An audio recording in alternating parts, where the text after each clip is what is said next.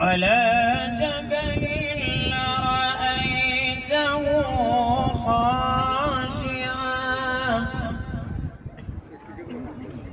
لرأيته خاشعا متصدعا من خشية الله.